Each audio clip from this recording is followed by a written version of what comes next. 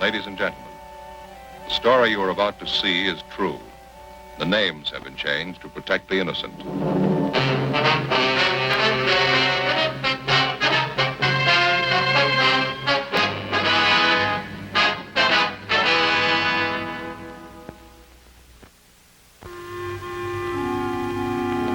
This is the city.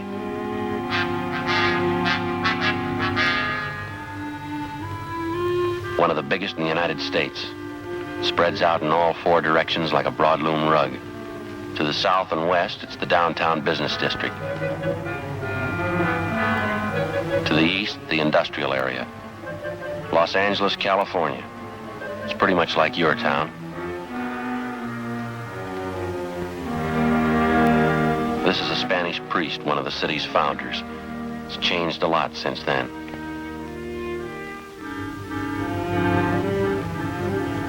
It's got high-tension wires bringing in the power and bus lines to get you where you're going. It's got railroads and freight yards. Churches, any kind you want. Public parks and lakes. It's got a police department.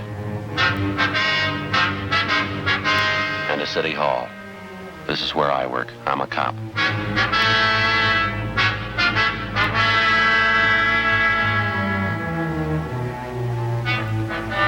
It was Thursday, July 17th. It was sultry in Los Angeles. We were working the day watch out of robbery detail. My partner's Ed Jacobs. The boss is Captain Didion. My name's Friday. It was 1:35 p.m. when we got back to the city hall. 9 months before, a jewelry salesman was slugged and robbed of $20,000 in precious stones. It took us weeks of investigation before we discovered the man responsible for the holdup. It took more weeks of legwork to gather all the evidence. We needed one more thing. His statement.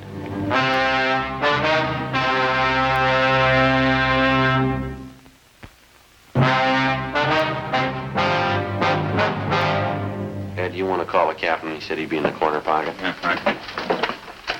I'd still like to know what this is all about, Sergeant, dragging me down here in the middle of the day. Hold it a minute, Darby. Yeah, thanks. Hi, Skipper. This is Jacobs. We just got back. Yeah. All of them? Good. Right. We're in your office. Yeah, thanks. The others check in all right? Yeah, just got back. Worked out fine. Would you please explain what this is about? Why have you brought me down here? We think you know why. I don't. I haven't any idea. You take me away from my store on a busy day, you put a police guard on it, you insist on bringing me down here. What's it all about? Now tell me. You tell us, Mr. Garvey. Tell you about what? The jewel robbery 9 months ago, the holdup. What holdup? My store hasn't been robbed. We're talking about your friend, Thomas Ashley. Ashley? What about him? We think you remember it 9 months ago, the parking lot back of the building down on 4th Street. Oh, yes, surely. Some holdup man slugged him, stole his case of samples. I remember it now, yeah. Poor Tom. The thief made a big haul, didn't he? Unset diamonds, $20,000 worth. Yeah, I remember it now. I don't think Tom's gotten over it yet. I was a jewelry salesman for the same company at the time. You know, the same company Tom was working for, I mean. Yeah, we know. Some of the big bosses thought Tom had a hand in it. They figured it was a put-up job. Nothing was further from the truth. That's so? Of course, I know Tom. Close friend of mine. He wouldn't be mixed up in a deal like that. Tom and I worked out of the same office for years. We've had him over to the house for dinner. We've even been on vacations together. One of the most honest men I know. You sure about that, are you? Of course I'm sure. Say, that isn't why you called me down here, is it? You don't think Tom had anything to do with that robbery, do you? You don't think he was in on it? He had nothing to do with it. I think you know that as well as we do. Then why am I here? There's nothing I can tell you about the holdup, only what I heard from Tom, what I read in the newspapers. Now, you can tell us a lot more, Garvey. We didn't bring you down here just to pass the time of day. Tom was slugged and his sample case of stones was taken. That's all I can tell you. You're a liar, mister. What? You engineered the whole thing. We know it, and so do you. Is this some kind of a joke? If it is, I think it's in bad taste. It's a long way from a joke, Garvey. You planned the job, you got the loot. We can give you chapter and verse. I really think you're serious. You think I robbed Tom? We got it past the thinking stage, Garvey. We already told you. We know you robbed him. Now, wait a minute. This thing's ridiculous. The whole idea is ridiculous. I don't know who gave you the so-called information on me, but it's wrong. Nothing further from the truth. Nobody gave us the information. We got it ourselves. You're really serious, are you? I robbed Tom, and you can prove I did. You're getting the idea. I don't know what to say. It's fantastic. I robbed my best friend, Tom Ashley, 9 months ago. I have $20,000 worth of diamonds, and you can prove it. Every bit of it. What about it? I think you're out of your mind. My name is Ernest George Garvey. Are you sure I'm the man you want? There couldn't be a mistake. There's no mistake. This thing would be funny if I didn't think you were serious. Let me ask you just one question. Maybe that'll clear it up for you. Yeah? If I held up Tom Ashley, how is it he didn't recognize me? You know better than that, Garvey. What? You didn't hold up Tom Ashley yourself. You had someone do it for you. Oh, cloak and dagger, huh? I'm afraid this is getting a little too wild for me, Sergeant. Maybe you can waste your time making ridiculous charges. I can't. I'm going back to my store. It's a weak bluff, mister. It's not going to do it. Excuse me, are you sure you two men haven't been drinking? Sit down, Garvey. I told you, I'm going back to my Sit store. down. You have no right to keep me here. Ridiculous charges. Do you think I'm one of those cheap hoodlums you're used to dealing with? Now, come off it, mister. You got a $5,000 car and a $40,000 home. That doesn't rate you special treatment. You're a thief. You know it as well as we do. I don't have to take this from you. You haven't got much choice, mister. We just finished 5 months legwork proving it. Proving what? Sit down.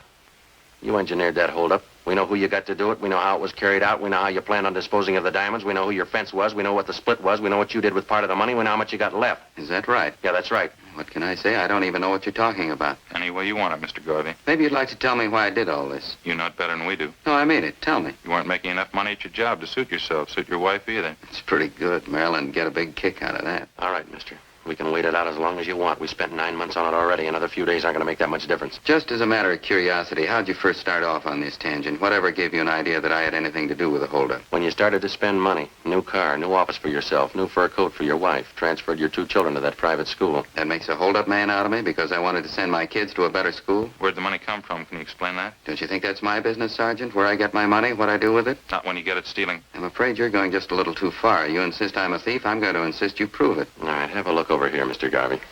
Yes? Some of the reports in the investigation, reams of them. They cover everything from the time of the jewel robbery up to late yesterday. Now, it's all right there. Everything from the crime report to signed statements. How could that concern me? 3/4 of the stuff concerns you. Have a look for yourself. I still can't get it straight in my mind. What makes you think I had anything to do with that robbery? Do you know what this is, Garvey, this machine here? No, some kind of recording apparatus. That's right, it's a tape recorder. You've been taking down this conversation. Why? No, not this one. We've been recording every conversation that took place in your office for the past 4 months, every word. What do you mean? Just that, Garvey. Every time you talked on the phone, every visitor you had, it's all down on tape. 25 reels of it. Interesting. Is that supposed to frighten me? We don't care if it frightens you or not. Something else. Yes? Reports on what you've been doing for the last 4 months. Daily reports, every movement you made. Is that so? Everywhere you went, everyone you talked to, everything you did. You like to hear a sample? This must be some kind of a joke. That's the only explanation I can think of. May 12th, Thursday. Sergeants Bitteroff and Rafferty.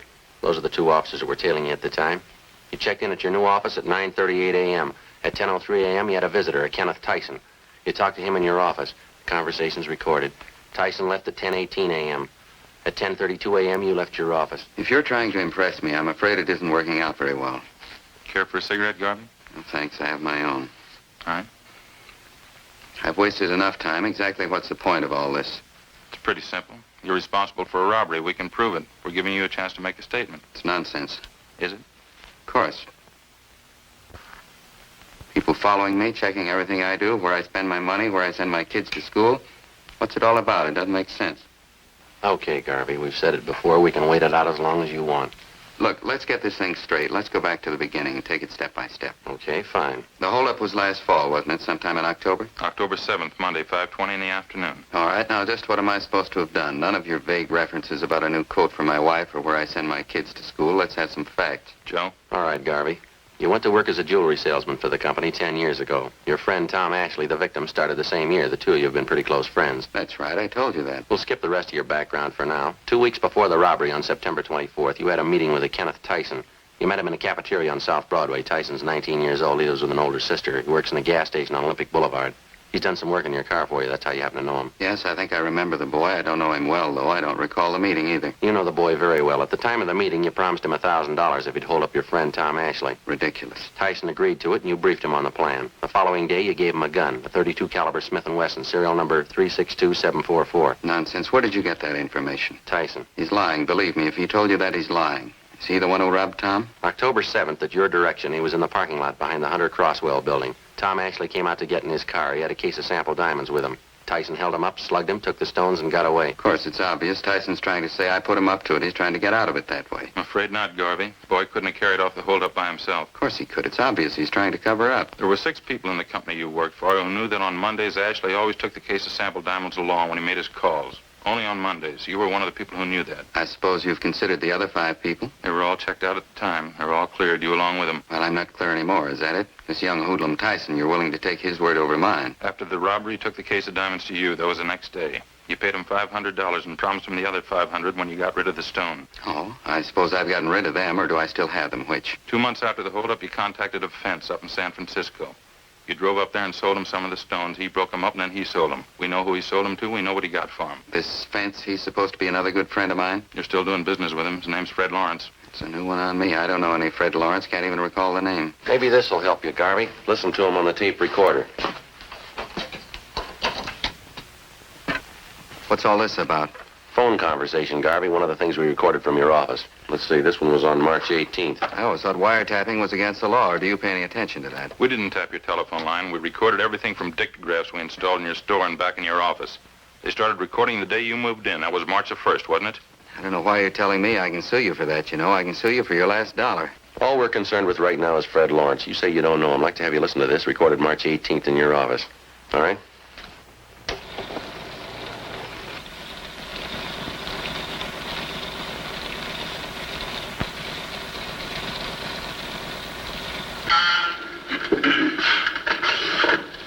Yeah, Mary.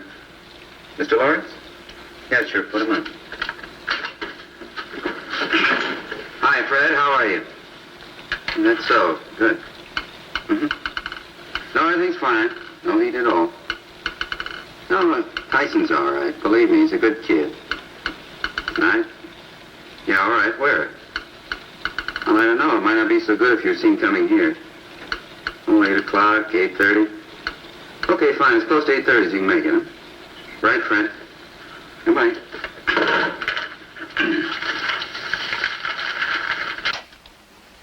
You recognize that, Garvey? Garvey? I understand they can do clever things with tape recorders nowadays. There's a way of piecing words together, isn't there? They can record your voice and then fix a tape, take a simple sentence and change the words around to mean just the opposite. You can examine the tape if you like. We didn't make a splice in it. All you'll find in it are the usual factory splices, just the way it came from the manufacturer. What difference does it make anyway? Nothing criminal about that conversation, nothing at all. You told us a few minutes ago you didn't know Fred Lawrence. You never heard of him. On that recording, sounds like you know him pretty well. It's a fairly common name, wouldn't you say? Must be quite a few Fred Lawrences. I didn't happen to remember the name right off. How about Tyson? What? Tyson. You told us you didn't know him well at all. I don't. Didn't sound that way on the tape. You were telling Lawrence he was all right. You said, believe me, he's a good kid.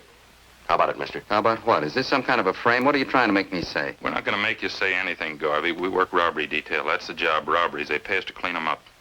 I can pay you. What? Never mind, I didn't mean that. I meant I pay my taxes, I pay your salaries, I help to anyway. I don't know why I have to be treated like this. No reason to make a big headache out of this for everybody, Garvey. You engineered a holdup, and we can prove it. We're giving you a chance to make a statement, that's all. I got nothing to say. Make a statement about what? All you're going on is hearsay, circumstantial evidence. You can't say I planned that robbery. You admit you know Tyson. You know him well. I don't. I admit nothing. What about the phone conversation? It's a fake. They phony those things up all the time. You know it as well as I do. You admitted you know Fred Lawrence. We proved that on the recording. I admit nothing. You don't even know Tyson. Is that what you want to say? I know him, that's all. He worked on my car a couple of times. I don't know him well. I'd like to play you another recording, Garvey. Waste of time. I haven't got the whole day to spend here. I've got to get back to my store. I've got a business to operate. Won't take very long. Here we are, April 5th. A lot of foolishness anyway. How do I know how you made those recordings? You could have gotten actors, made them up yourselves. There weren't any dictagraphs. How did you make those things? There were dictagraphs, Garvey. You remember before you moved in that new suite of offices, you had them redecorated? Yes. There were sound technicians from our crime lab out there working side by side with the painters, carpenters. Installed dictagraphs in your store, back in your offices. They bugged the entire place. Wiretapping. I'll bring this into court if it's the last thing I do.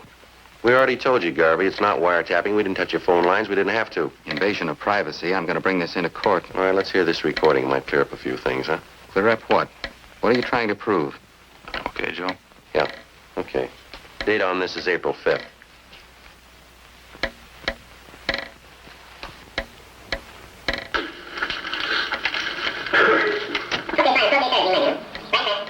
Come on in, sit down. Okay, thanks. Well, how have you been anyway? Pretty good. I'm trying to get a hold of you the last week or so. Hard to do. You're not in very much. Yeah, pretty busy, Ken. That time of year, you know. Keeps you going. Well, I don't want to waste any time. I'd like to know how the deal's working out, though. Going back east to Albany next month. I'd like to get the rest of my money if I could. Just like I told you the last time, Ken. I'm sending the stuff north. I hope to hear in a couple of days. Yeah, I know. That's what you told me before, though. It was a pretty heavy job. I could use the money. I mean, if it wasn't so heavy, I wouldn't mind, but, well, I got it coming, I think. Of course you do, Ken. There's no question there. It's just that I haven't got it right now. Believe me, you'd have it in a minute if it was mine to give. Yeah, but that was the agreement, wasn't it? 500 before the job, 500 after. Happened last October. That's it. How about it, Garvey? What do you say? Ridiculous, that's all. Obvious fake. You can look at the tape if you like, inspect it. You can check every one of those 25 reels. We'll play them for you if you want. Fakes, bad ones at that. Now, look, I'll give you both a chance. Either you book me in on a charge or else release me. You try booking me in and I'll sue you for false arrest. I'll break you. I'll sue you blind. I promise you that. Yeah. Release me and I'll get back to work. I'll forget all about it. Now, you name it which one. Book me in or release me. That's fair enough. You're giving us a choice. You bet it's fair. You could get in a lot of hot water. Now, it's up to you. Which one? You ran a bad bluff, mister. What? We're booking you in.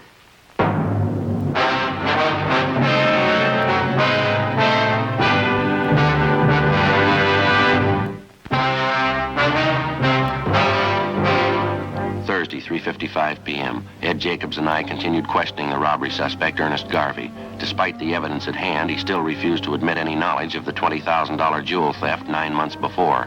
The questioning went on. Garvey's answers became more and more confused. We kept pressing, laying out the case against him step by step. 4:30 p.m. We stayed at it. But it must have taken quite a bit of money, didn't it, Garvey? Your wife's new fur coat, new car for yourself. Where'd it come from? Now, look, there has to be an answer. Where'd that money come from? Simple. I borrowed it. Where'd you borrow it? Some of it from friends, some from the banks. I don't see how it concerns you. How much money did you borrow? Don't you think that's my business? Wasn't it about $7,000? Is that about right? Yes. No, it was more. What's the difference? It's my business. Complete financial file on you, Garvey. Took us quite a few weeks getting it together. A lot of work. You must like snooping in other people's affairs. No, not especially. It's pretty dull.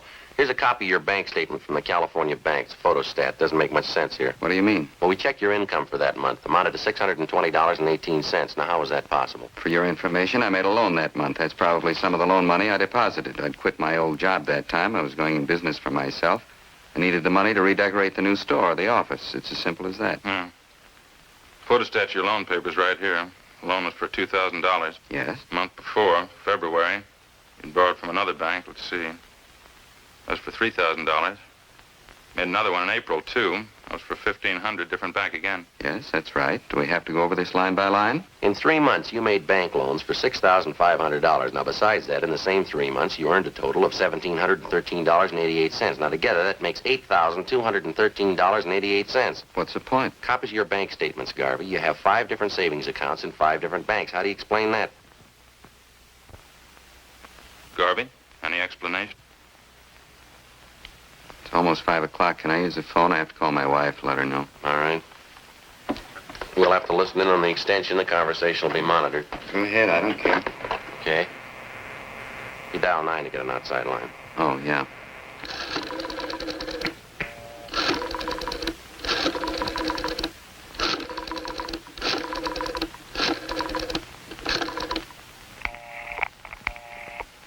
Busy.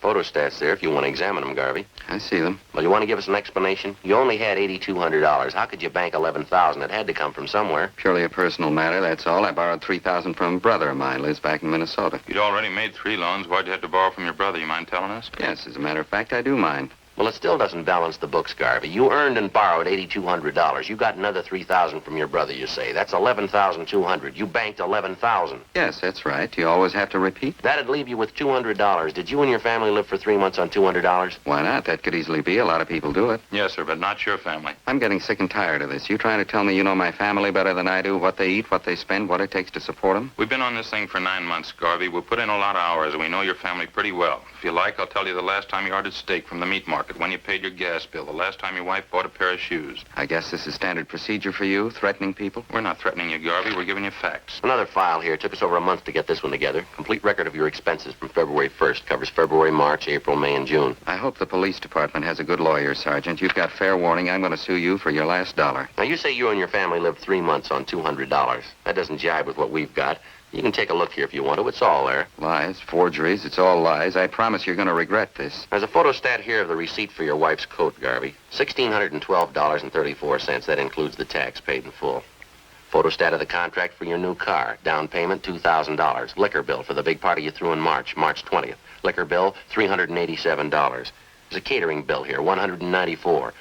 Full year's check for tuition, room, and board for your kids at that private school you sent them to, $1,864.07. That's only the beginning, Garvey. It comes to a lot more than $200. Have you heard enough? I better try to get my wife again. I have to let her know. All right, Ed, you want to get the extension? Yeah, right. You dial 9 to get outside, Garvey. Yeah, I know.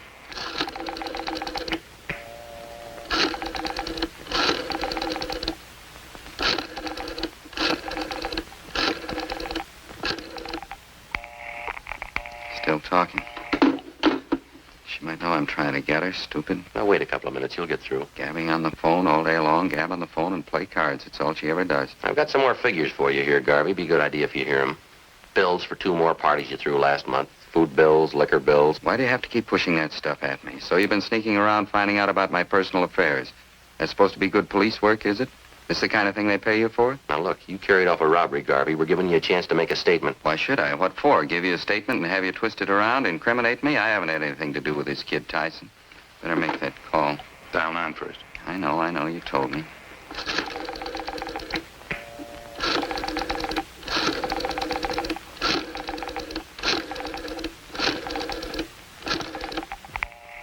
What's wrong, Garvey? What's the matter with her, stupid? She ought to know I'm trying to get her, stupid. Dial 9. I know.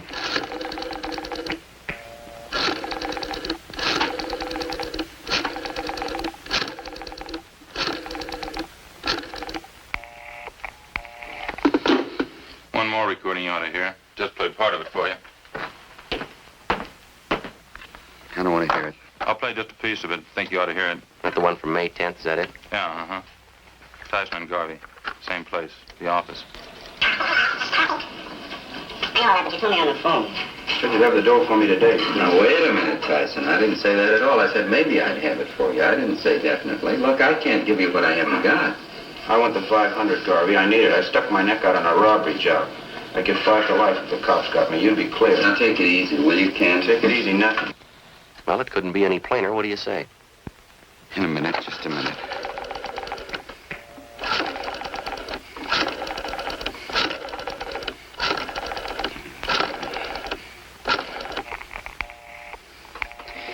She was never satisfied. She never could be satisfied. Always more. She always had to have something else. How do you mean, your wife? Playing cards and gabbing on the phone, that's all. She kept writing me day in and day out. I wasn't making enough money. She didn't have any clothes. The kids ought to go to a better school. We ought to have a new house. On and on and on. I ought to go in business for myself, make money, lots of money, same thing all the time. Talk, talk, talk. There's only so much you can take. You figured the robbery had solved the problem, is that it? I guess so. I'd have tried anything just to shut her up, get her off my back for a while. I guess you got Tyson, huh? The other man, too, Fred Lawrence. They were picked up this afternoon. Lawrence at the airport, Tyson in a show downtown, all 3 of you. What about your wife, Garvey? She know you planned the robbery? I didn't tell her. I think she knows, though. Pretty sure she does. Maybe she'll be satisfied now. Lousy money. She had to have it. Didn't even leave me enough to pay off that kid Tyson. Private school for the children. Wall-to-wall carpets in the house. New dishwasher, new coat, new car, everything. She just had to have them. Want to take me, book me in? I don't care. All right. We'll stop off down the hall, take your statement. Sure, I don't care. All right, let's go. Oh, say, just a minute, huh? Yeah? It'll only take a minute.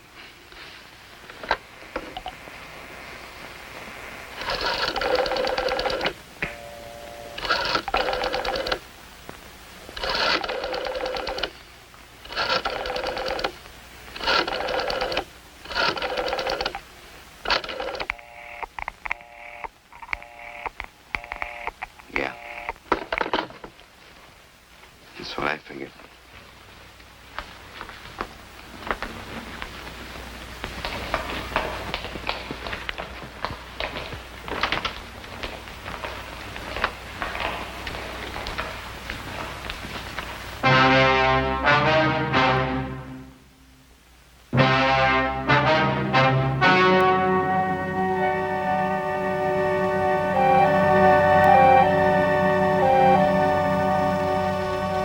On November 4th, trial was held in Superior Court, Department 87, City and County of Los Angeles, State of California. In a moment, the results of that trial.